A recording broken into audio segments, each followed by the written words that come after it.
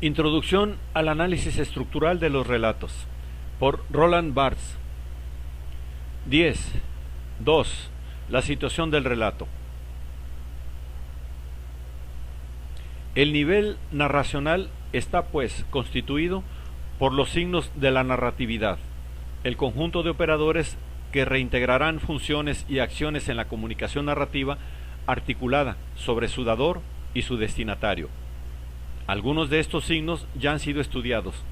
En las literaturas orales se conocen algunos códigos de recitación, fórmulas métricas, protocolos convencionales de presentación, y se sabe que el autor no es el que inventa las más hermosas historias, sino el que maneja mejor el código, cuyo uso comparte con los oyentes. En estas literaturas, el nivel narracional es tan nítido, sus reglas tan imperativas, que es difícil concebir un cuento privado de los signos codificados del relato. Había una vez, etc. En nuestras literaturas escritas han sido fijadas muy tempranamente las formas del discurso, que son de hecho signos de narratividad. Clasificación de los modos de intervención del autor, esbozada por Platón y retomada por Diomedes. Codificación de los comienzos y los finales de los relatos. Definición de los diferentes estilos de representación, la oratio directa, la oratio indirecta, con sus incit, la oratio rect, la oratio tecta, estudio de los puntos de vista, etc. Todos estos elementos forman parte del nivel narracional, a los que hay que agregar, evidentemente, la escritura en su conjunto, pues su función no es transmitir el relato, sino exponerlo. Es, en efecto, en una exposición del relato donde van a integrarse las unidades de los niveles inferiores. La forma última del relato, en tanto relato, trasciende sus contenidos y sus formas propiamente narrativas, funciones y acciones. Esto explica que el código narracional sea el último nivel que pueda alcanzar nuestro análisis sin correr el riesgo de salirse del objeto relato, es decir, sin transgredir la regla de inmanencia que está en su base. La narración no puede, en efecto, recibir su sentido sino del mundo que la utiliza. Más allá del nivel narracional comienza el mundo, es decir, otros sistemas sociales, económicos, ideológicos, cuyos términos ya no son sólo los relatos, sino elementos de otra sustancia, hechos históricos, determinaciones, comportamientos, etc.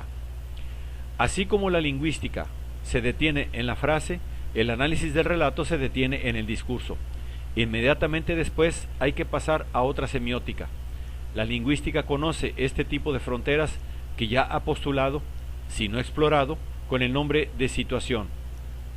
Halliday define la situación en relación a una frase como el conjunto de hechos lingüísticos no asociados. Prieto como el conjunto de los hechos conocidos por el receptor en el momento del acto sémico e independiente de éste.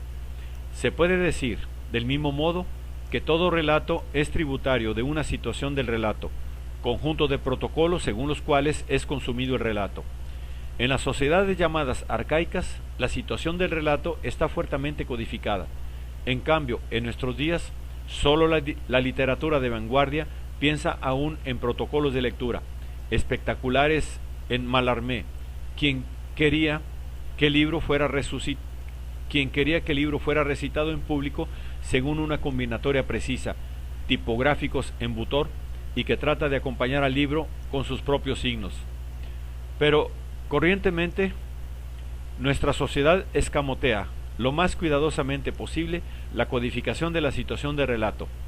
Ya no es posible encontrar los procedimientos de narración que intentan naturalizar el relato que seguirá, fingiéndole una causa natural, y, si se puede decir, desinaugurándolo. Novelas epistolares, manuscritos pretendidamente descubiertos, autor que se ha encontrado con el narrador, films que inician su historia antes de la presentación del reparto. La aversión a exhibir sus códigos caracteriza a la sociedad burguesa y a la cultura de masas que ha producido. Una y otra necesitan signos que no tengan apariencia de tales. Esto no es, sin embargo, si se puede decir, más que un epifenómeno estructural. Por familiar, por rutinario que sea hoy el hecho de abrir una novela, un diario o un encender la televisión, nada puede impedir que este actor modesto instale en nosotros de un golpe e íntegramente el código narrativo que vamos a necesitar. El nivel narracional tiene, así, un papel ambiguo, siendo contigua a la situación de relato, y aún a veces incluyéndola, se abre al mundo en el que el relato se deshace, se consume, pero al mismo tiempo, al coronar los niveles anteriores, cierra el relato y lo constituye definitivamente como palabra de una lengua que prevé e incluye su propio metalenguaje.